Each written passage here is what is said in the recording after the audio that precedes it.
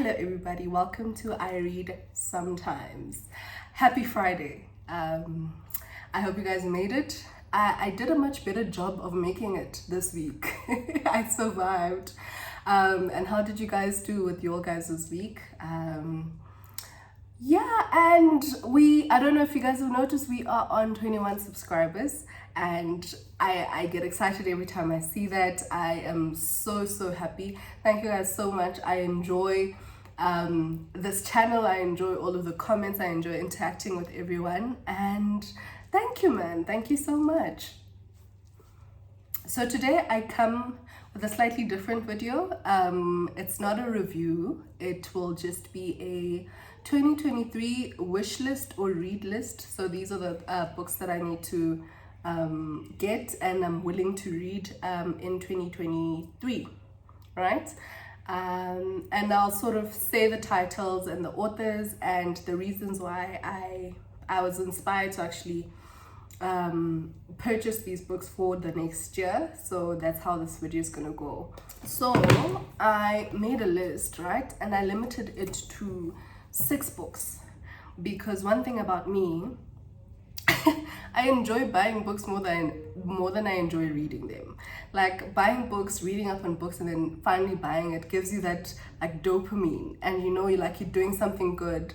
But the mistake I normally make is that I buy a book and then it just stays there. I like just looking at it and it looks pretty, but I never actually get around to buying it because I buy so many books and I don't know which one to start with and which one not to start with, and I instead want to read a book that is not part of the books that I had bought for the year. So now I'm trying to at least have some self-control.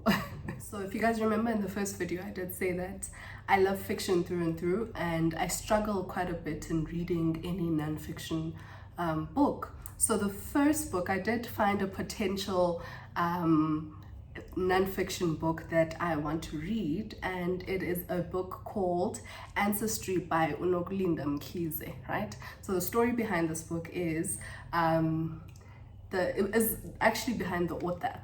I think I started following Unokulinda Mkhize. I think she had a YouTube channel, but I was still in high school or early university.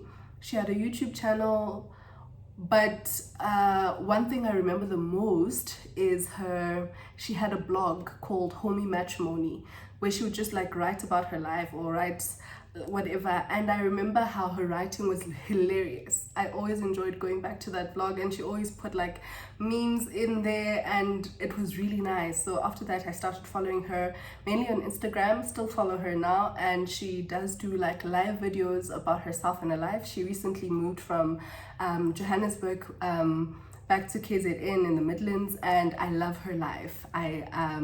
I love what she's doing. I love what she's doing with her family and kids, and she really inspires me, and she's hilarious, right? And she has some interesting views just on life, or on how the society, on how her views on how the society should be, if I could say.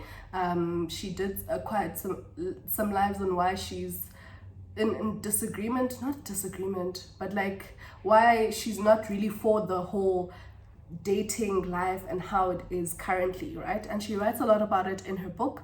So I really like to read that book. You can check her out on Instagram. She's really interesting, and I'd also advise you guys to buy her book Ancestry. So that is the only book I'll include in nonfiction. Let us go to the fiction ones.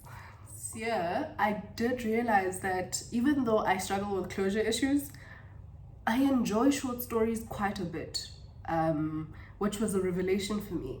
So I decided to be intentional in adding 2 books that are a collection of short stories, and they both actually. Only now when I'm compiling this list do I realize that they were written by the same person, right? And the author is Nick Mhlongo. The first book is Soweto Under the Apricot Tree. And the story about this book is I really enjoy going to the Market Theatre. And the first time I went there with my friend, Unodlandla, they have a book display there. when you're buying your tickets and stuff, just in the foyer. And there's always been this book. It has a very interesting cover. I think I'll include it like on the side. So I'd really like to get that book just because of that memory of the Market Theatre. I associate it with the Market Theatre, which is one of my greatest pleasures. And the second one is, and this one, I didn't even know that he was the author. But this one is purely because of the title of the book. I do not want to lie. If you know that saying that says, don't judge a book by its cover, me, I judge a book by its cover, and I also judge a book by its title. So I saw this going around social media, and the title of it is "For You I'll Steal a Goat." So that title really like caught my attention, that who's stealing a goat for who? I also want someone to steal a goat for me, you know? So just because of that title, I want to read the book, and it's also a short story. So that is the 2 short story books that I'll be getting for. And now coming over to my favorite part, the novels. And I really try to limit myself over here. But yeah, the first novel that I'd really like is a novel I thought I'd read this year, right? It is by Usindiwe Magona. It is called When the Village Sleeps. When the Village Sleeps. And the story behind this is when I was in grade 12, right? I had lost a phone. I'm always losing phones, and I had utilili, so the small phone, I had that. And when I was studying, I always liked distractions, right? So either music, but now I couldn't play music because utilili doesn't play music, but I did have a radio. And that I used to listen to the radio while studying at night, and I don't remember which station I was listening to while studying, right? And they would invite authors to sort of like talk about their upcoming books and also read like either a page or a chapter of that book. I think they invited her or someone else, I don't remember necessarily, but they read a chapter or a page out of the book Chasing the Tales of My Father's Kettle, which is a book I got literally 2 or 1 year after that year, because the chapter that she had read was so like attention grabbing that I was like, I need to read anything by this woman, or I need to read like this book specifically. And that book was great. Probably review it as time goes by. I just need to give myself another copy because I'm always losing copies of books. But I need to read this one as well by her, which is called When the Village Sleeps. It's historical fiction. I don't know if I've mentioned this yet, even though they are slow burners. Historical fiction books are they are my favorite books. The second novel I would like to read in 2023 is An Angel's Dismise by Usunyati. And the only reason why is simply because of the author. A lot of BookTube that I've watched has reviewed a lot of her work, and it's always good. It's always intriguing watching a review of her books, but I've never really gotten around to picking up one of her books. But next year I really want to pick up, and this one specifically because it's the recent one that she I think she just released it now, right? So I want to start with that book. And I also follow Usunyati on Instagram and on Twitter. But on Twitter, I always love everything she retweets, right? And all of the books that she retweets as well. I also get exposed to books that are out there through her tweets. So that's why I really want to get to her body of work. So that's the second novel. And the third novel is purely just because of a book review that I watched. So there is a booktuber over here on YouTube called A Time to Read Books. I love her. I absolutely love her. Her reviews are amazing.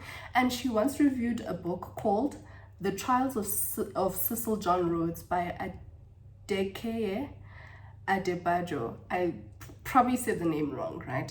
But her review of it, I don't think I'd normally gravitate to books like that, because as much as it is fiction, it brings a lot of truth to it, right? Cecil Rhodes was someone who existed, and a lot of what he did in his life is included in this book. It's just they just go about it in a fictional way, right? So, but her review, I think I'll actually link the video down below of that review. Her review of that book really intrigued me, and I also want to read it just because of that review. That is my list for 2023. I've kept it quite small, and I've also kept it small so that I can steal other people's wish lists, because you know how when someone also explains what they're gonna get, I'm always intrigued. So please guys, tell me down below the type of books that you guys would like to read, and maybe why you'd like to read them from 2023, and let's see if I can also get myself a copy and we'll just discuss it for the next year. So that is it from my side. I will see you and chat to you guys in the comment section, and if you haven't already, please subscribe and join our book family. So yeah, that's it. Have a great weekend everyone, and great holidays also. Bye.